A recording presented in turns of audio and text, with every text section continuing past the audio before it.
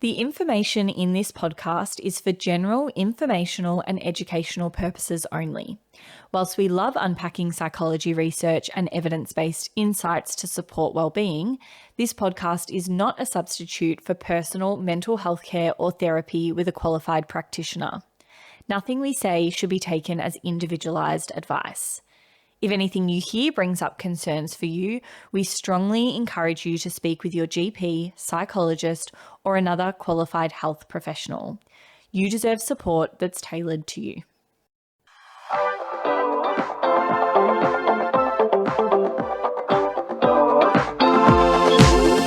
Welcome to This Might Help, where psychology research meets real life.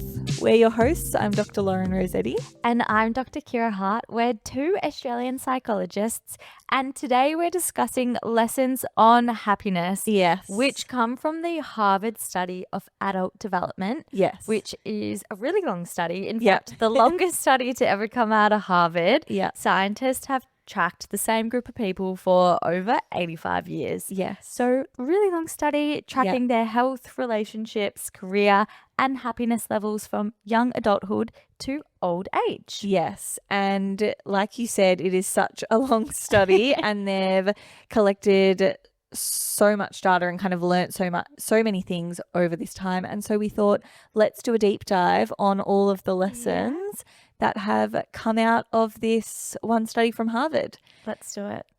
Before we get into it, though, as always, let's do our wellbeing wins and wobbles. Kira, what are yours for the week? My wellbeing win has been, I've had a really good week, like work-wise and with my colleagues.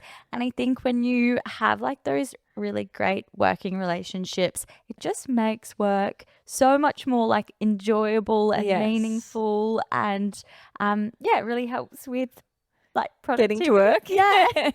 Getting to work, exactly. So I've really enjoyed that aspect of my week. Nice. Wellbeing wobble, I'm trying to think of one off the top of my head.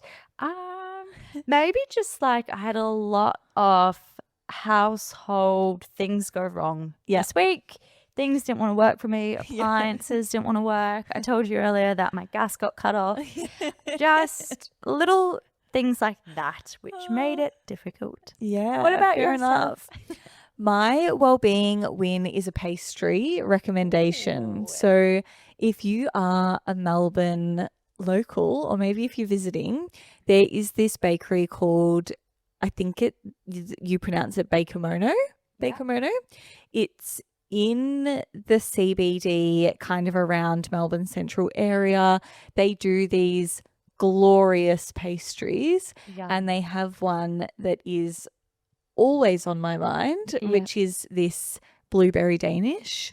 It's so, I can't describe how amazing it is. It's got this like beautiful, almost cheesecakey, like custardy filling, and then it's got these blueberries on the top that have been like glazed or dipped in some type of sugar, so they're glistening on top. Beautiful. They're like giant blueberries. Amazing. Yeah. Would highly recommend. I can tell you really savoured eating that pastry. I did. I used our savouring technique. And actually I've had that pastry so many times. I'm a regular attendee. It is so good. That's my wellbeing win. Love it. My wellbeing wobble is that I have not been drinking enough water, and this is just a PSA to the people. Remember to drink water. It's been hot this week as well. I know. Remember to drink water regularly. Your brain and your body will thank you for it, and I need that reminder. That's my wellbeing wobble. And now we're getting stuck into the Harvard study. So the Harvard study of adult development began in 1938. Wow. So a long time ago for us now. And like we said, it makes it one of the longest running studies to kind of track life and well-being over time. It was originally two separate studies, so two kind of separate groups of men recruited around 1938, like in a similar era, and then they were combined later on. So over 700 men from different kind of backgrounds tracked across their entire lives. And then later they thought about adding women Yes, into we were an afterthought. were an afterthought, as with, probably the majority of research from that time focused on male participants, but women were later added when these men got married and then had wives, and the study was looking at marriage, family dynamics, and relationship quality. And so that was when women were kind of included into this study. And then in the early 2000s, they then included over 1,300 of the participants' children. Yes. Yes, so expanded over time. And data for the study is collected every 2 years. Yeah. This is including medical records, interviews with the participants, brain scans, blood tests, and relationship assessments. Yeah. So much data. Yeah, all kind of different areas. And I think it changed over time a bit in the scope. Yeah. So there are obviously limitations to every study and limitations to this one as well. Yeah. Obviously, we've already mentioned that women were a later thought for this study, and that's very important that, kind of they weren't included from the beginning. And also it's, probably not the most representative sample in terms of these men likely being from predominantly like white backgrounds and not a very broad representation of the population. The study focus has also shifted over time in terms of kind of what factors they're looking at to collect. So in the earlier days, there was maybe more of a focus on physical characteristics of the participants, and then that's shifted to gathering different types of medical information. Yeah. So kind of different blood tests and MRIs, and also just interviews with the participants as well. Which makes sense, as there's been so many like scientific and medical advances over that time. The studies kind of adapted to that and taken on these new methods of measurements. Yeah, and there are obviously limitations like we've discussed, but there's a lot I think that we can take from this study in terms of like the lessons learnt, and particularly the lessons on happiness and well-being over time, because it's been going for such a long time and there are so many participants and so many time points collecting this data, which is really rare in research. Like if anyone has conducted a study, it is hard enough to do something over like a 1 year period or a couple of year period. It's let alone so hard to recruit a participant, let alone over 1,000. Yes, and having them on board for like 88 years, I think, if it's been going for around that time, it is a very, very big effort. And they've had like different people run the study over time. Again, it's just, this is very rare in the research world. So there's lots to discuss from it. Yes. And having all of this data from asking people about themselves at like frequent intervals and how they're feeling and what's impacting their happiness and their well-being and health is really valuable, because I guess when we look back on our lives, like if we're asked, how were things 10 years ago? It's really hard to remember and accurately reflect. We have, all these different biases that mean we'll either remember the bad things really clearly, or we'll look through kind of rose-colored glasses, or we just don't have the same ability to kind of accurately remember or report that information. Whereas when they've had this opportunity to kind of look at all of these people every 2 years, then we get that in kind of, we get to take all of the insight of it at the end. Exactly. It's so much data. It's so good. And the sheer depth and length of the data has really shaped how researchers think about well-being and aging over this period as well, which is so cool. Yeah. There's a book called The Good Life: Lessons from the World's Longest Scientific Study of Happiness. Yes. This was published in 2023 by Robert and Mark, psychiatrists and psychologists who are the current leaders of the Harvard study of adult development. Yes. There's also a really good TED Talk by Robert Waldinger, which we'll link in the resources of today's episode as well if you want to check out more. We're going to run through some of the key findings from the study now, particularly looking at how these different factors impact happiness and what we can take away so that we can get more of that into our lives too. One of the first key findings of the study is that relationships are the single strongest predictor of health and happiness. That's so huge. Yes.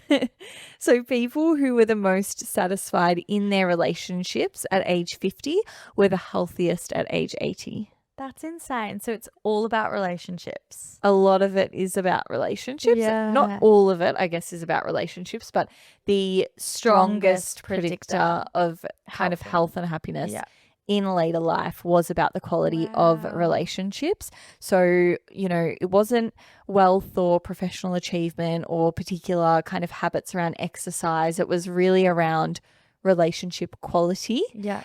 And this being a clear predictor of kind of physical and cognitive health much later in life. And one of the previous psychiatrists who led the study, George Vaillant, summarized this by saying the key to healthy aging is relationships. So it kind of comes up again and again as a driver of outcomes in this study. And this held up after controlling for kind of other factors like, you know, your socioeconomic status and physical health behaviors and things like genetics.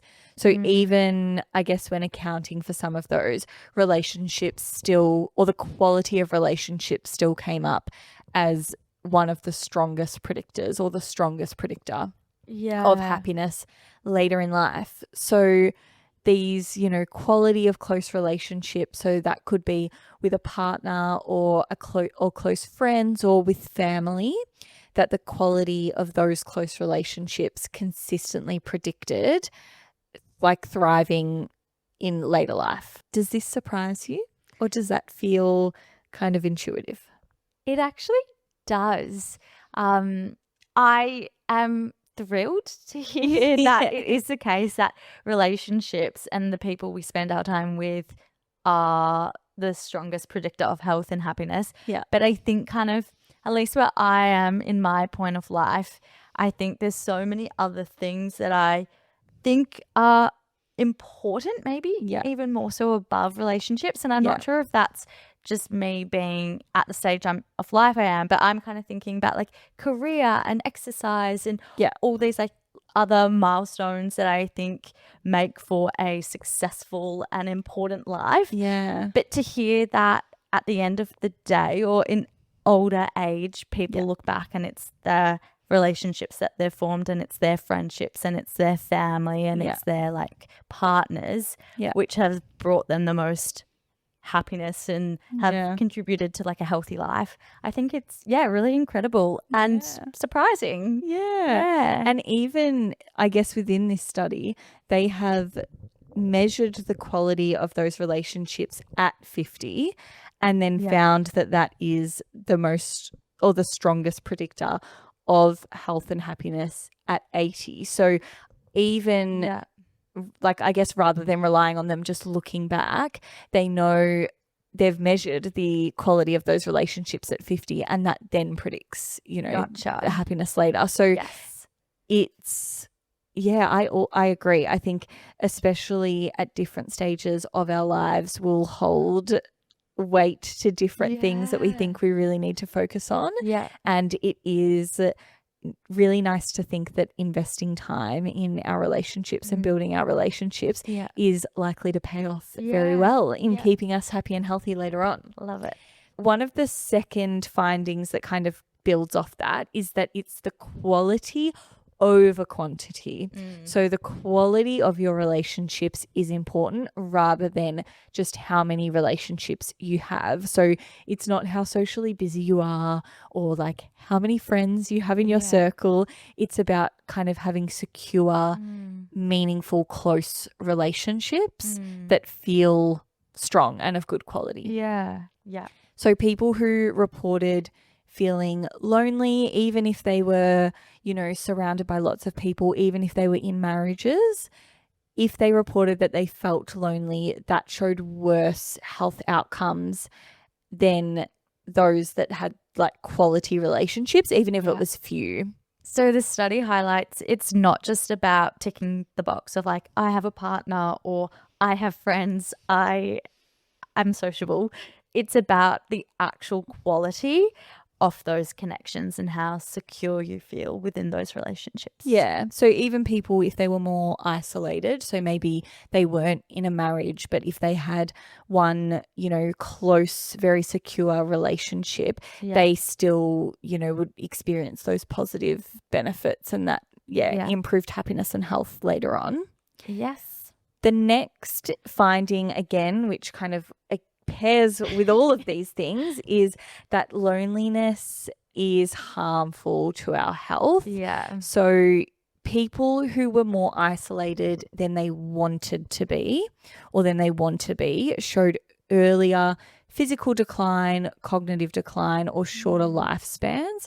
Yeah. So I guess this is where we're saying loneliness is about that felt sense of disconnection from others. Yeah. It's not the same as just kind of being alone. So sometimes we're, feeling content and happy being alone, or we're experiencing that solitude that can be restorative and it's kind of feeling okay for us. That's different to when we're feeling a sense of loneliness or isolation that we don't want to be feeling. So we're wanting or seeking that social connection or that relationship, but feeling that's not being met, then that feeling of loneliness that can happen has negative effects on health outcomes. Yeah, and this finding aligns with broader research which shows that loneliness activates the body's stress response, can disrupt sleep, and can poorly impact our health,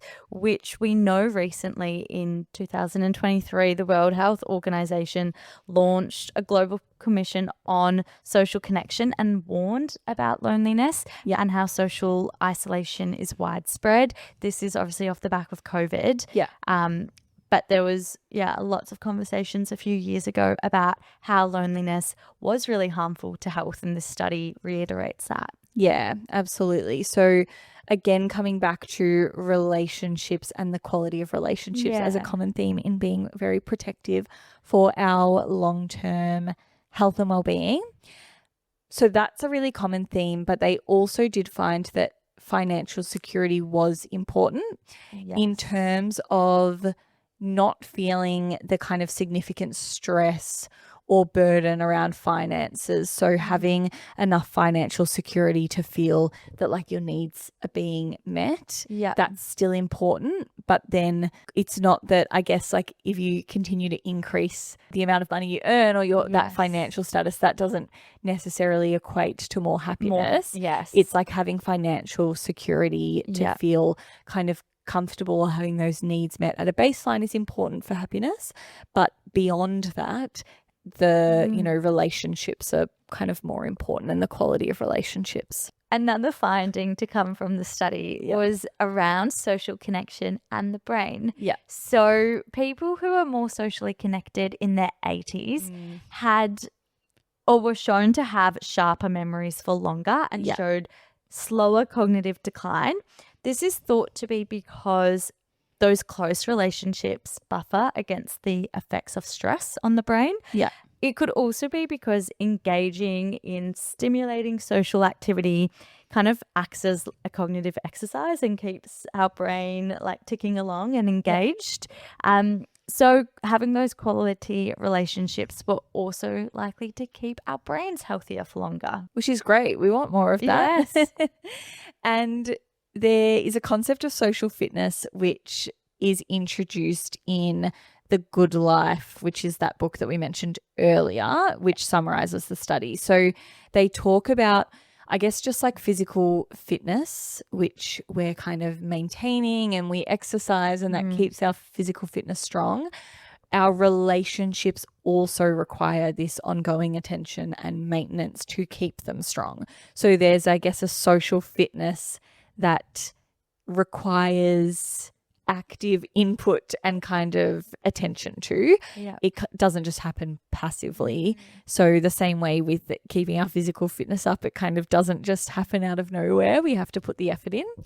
And so social fitness is really around regularly investing in our relationships. So, showing up for our friends or family or partners, checking in, being present when we're in kind of these social interactions, and periodically taking stock or thinking about our relationships. So it might be, how am I showing up to my relationships? How am I contributing to them? It might also be, what connections or relationships are maybe not serving me or are maybe causing distress or something like that, and they need to be reduced. So it's, I guess, taking stock of our relationships and thinking about how socially fit we are. One of the last key findings we want to speak about today is what participants regretted. So when people were interviewed in their older age, what people described the most was often around relationships. So not spending time with people they really cared for and loved, or conflicts left unresolved, or connections that drifted and fell apart. Yeah. These were what people reflected on as their big life regrets. Rarely did people speak about they wish they worked harder or they earned more money or they achieved more professionally.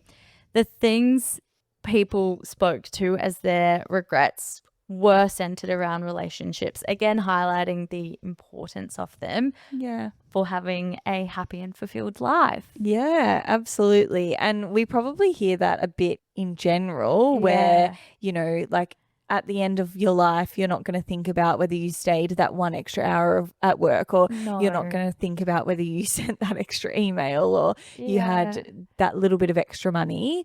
You're going to think about the kind of connections you've had or the impact you made on other people's lives. And that kind of all comes back to this sentiment too around the quality of our relationships. And it's interesting to think about some of those things like conflicts left unresolved or connections that have drifted, and how that can play on our minds later in life. And that, there might be little things that come up here and there, and maybe it is worthwhile, checking in or thinking about those and resolving those things in the moment, and kind of looking after those connections. So important.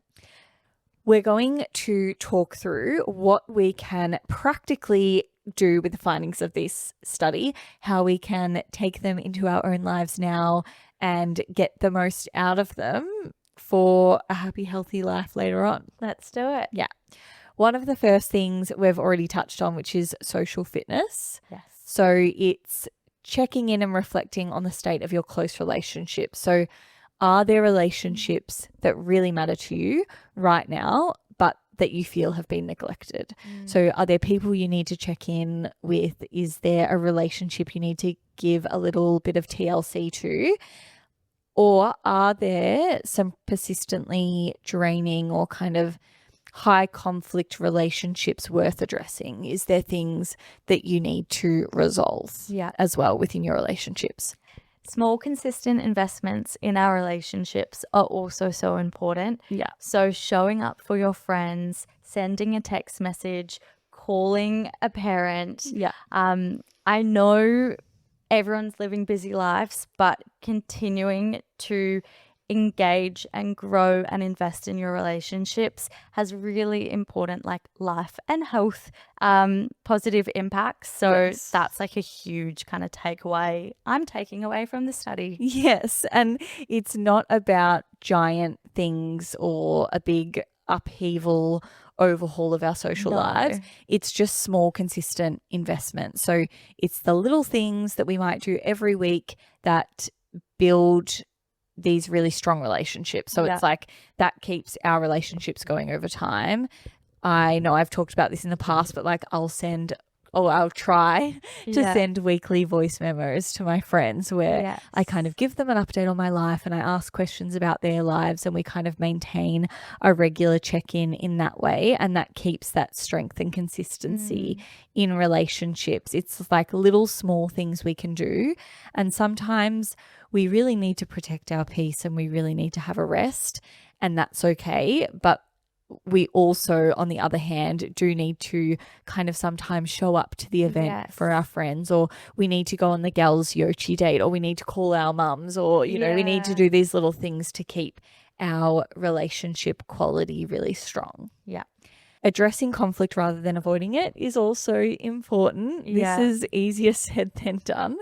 So when we have unresolved kind of simmering conflicts, that can build up over time. And I guess like we learnt from the fact that later in life there are these regrets around some of those outstanding relationship conflicts, it can be important to address those. So whilst avoiding difficult conversations might feel safer in the short term, they can erode at that relationship quality, or kind of, you know, you can see those rifts in relationships happen over time. And have those later regrets in life. Yeah. So repairing relationships where you can, or resolving things in a way that you feel comfortable with, is also important. Definitely.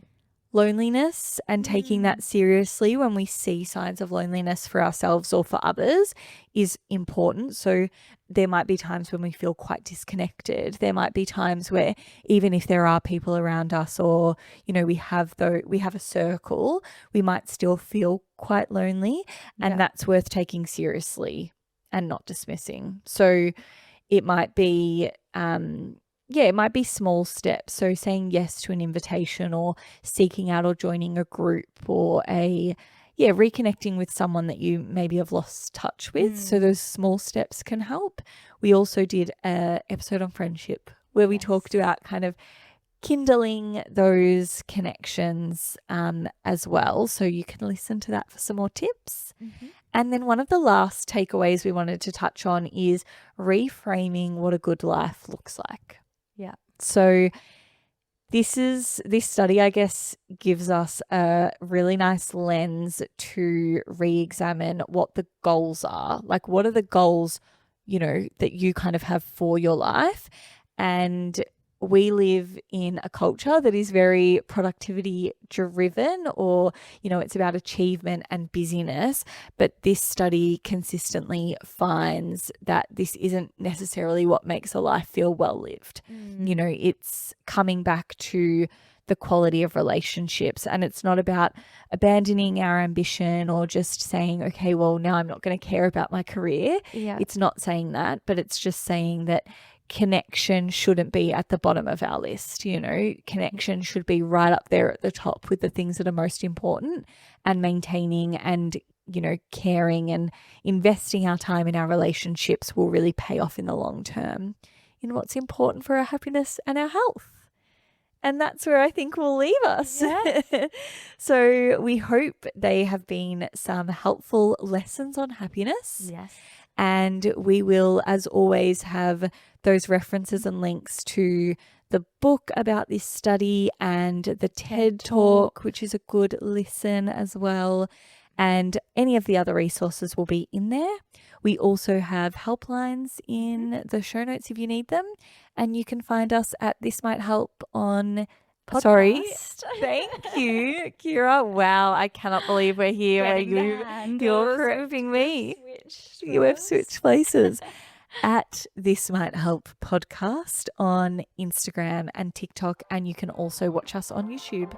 And otherwise, it's very late at night, so we're going to bed. Goodbye. Bye.